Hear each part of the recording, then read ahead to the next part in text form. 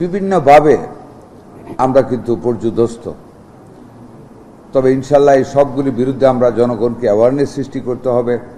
যেভাবে করোনাকালীন সময়ে অ্যাওয়ারনেস সৃষ্টির মাধ্যমে মানুষকে মাস্ক পরাইতে হয়েছে, পড়ছে, মানুষ দূরত্ব বজায় রেখেছে, মানুষ হাত ধুয়েছে, হাত মুখ ধুয়ে খেয়েছে, তরিতরকারি ধুয়ে খেয়েছে।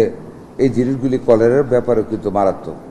কলেরা আমাদের দেশ থেকে আমরা যখন ছোট, আপনারা অনেকে দেখেন নাই, সালাম ভাই আমরা হয়তো দেখেছি, সেটা গ্রামের পর গ্রাম উজাড় হয়ে যেত। উজাড় একটা কথা আছে, মানে সকালে শুনতাম 20 জন 25 জন মারা গেছে।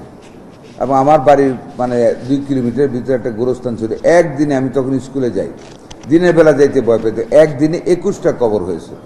Cholera means death. ইনশাল্লাহ আমরা ওই পর্যায়ে এখন আর নেই।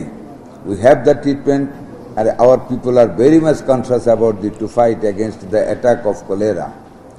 আজকে সেটার জন্য আমরা ওরাল কলেরা টিকাদান ক্যাম্পেইন 2026 2 ডোজ হবে না, 2 ডোজের ক্যাম্পেইন আজকে থেকে শুরু হবে।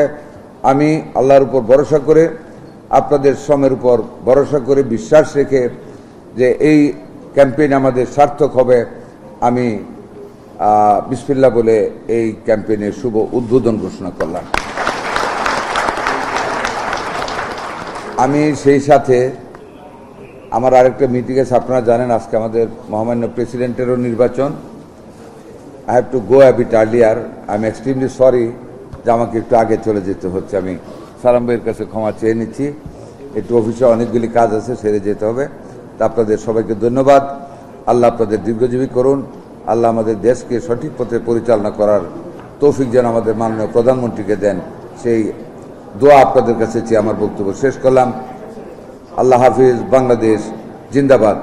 ঢাকা সিটি কর্পোরেশন দক্ষিণ জিন্দাবাদ।